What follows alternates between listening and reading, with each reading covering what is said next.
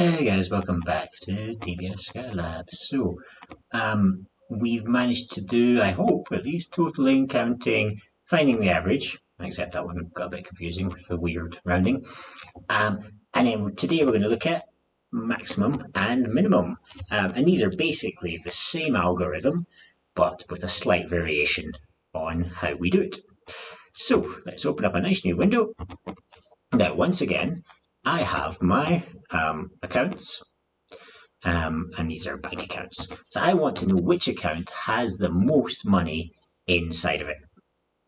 Now, here it gets a little bit tricky knowing which is the biggest and which is the smallest. There's different ways to go about it. I'm going to go with the way that's in the book. I've seen better ways to do it, but let's go with the book way first. So in this case, let's say I want to find the biggest account. So what we're going to do is we're going to start with a variable called max. Now notice that's gone purple, so I can't use max, I'm going to use maximum. And what we're going to start the maximum on is 0.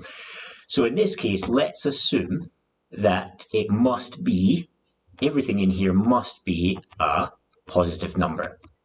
So I want to start the max at the smallest or closest to smallest number.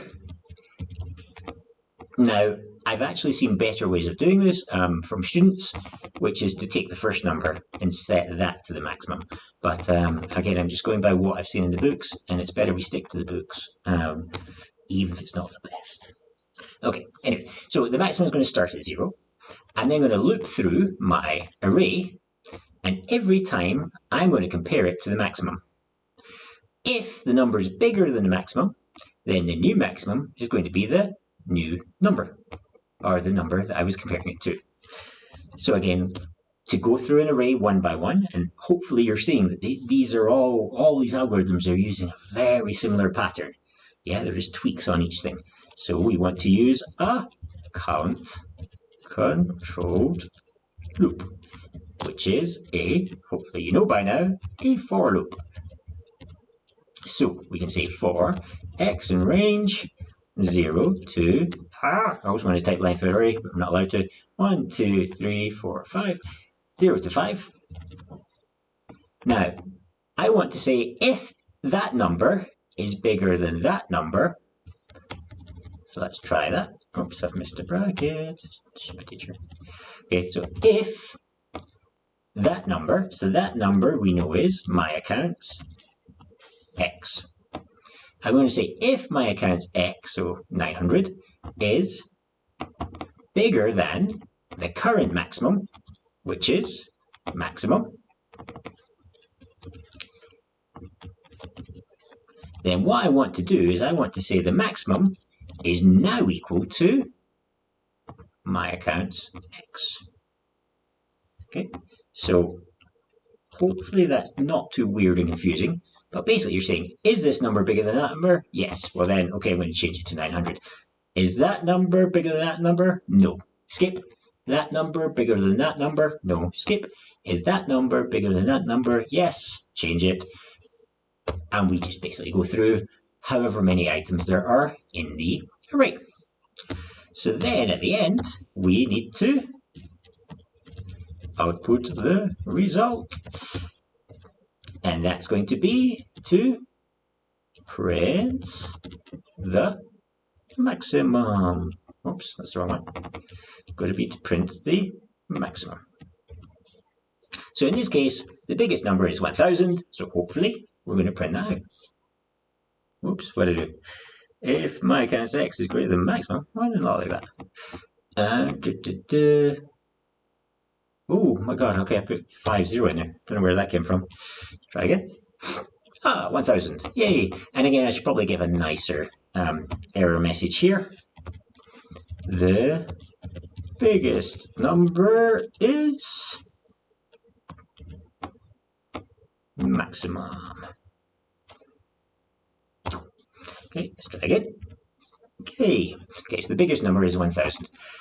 So I would say the hard part here is deciding which number to use in there.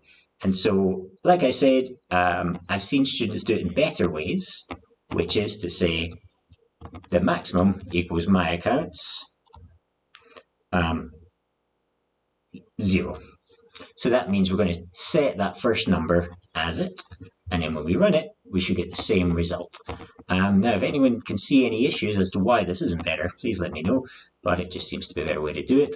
However, the book seems to just try and pick a really small number, the smallest number available, and you should have constraints if they give you this to say the number must be positive or something. You could do it that way. Now, the alternative to that is going to be to find the smallest number. Again, let me just take a copy of that so I can put it to the workbook for the kids.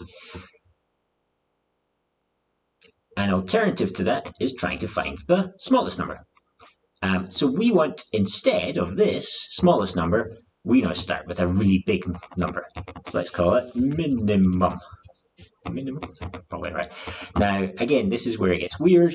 So you could start with taking this number as the possible smallest. So my account's X. But again, a lot of the time the book just seems to be saying we should start with a really, really big number. Again, the question should give you a maximum number that things can be, or a minimum number that things can be. So we want to start with a big number. And then instead of if my account's X is bigger than the maximum, we want to say if it's smaller than the minimum. I messed that one up. Hang on. We want to say, is it smaller than the minimum? If it is, then we want to set the minimum to my accounts, X. And then we want to print out the biggest minimum. So the biggest, so I changed the smallest number is 6. So let's see. Yay, that makes a lot more sense. Is that right? Yay, the smallest number is there. Again, it makes perfect sense to then change this to my account. 0 at the start, and let's see what we get. Again, the smallest number is 6. Again, if you can see anything wrong with that scenario, then please go for it and let me know. But otherwise, you could do the book way, you could do it their way. In theory, you should always get the correct points. Okay, hope that helps.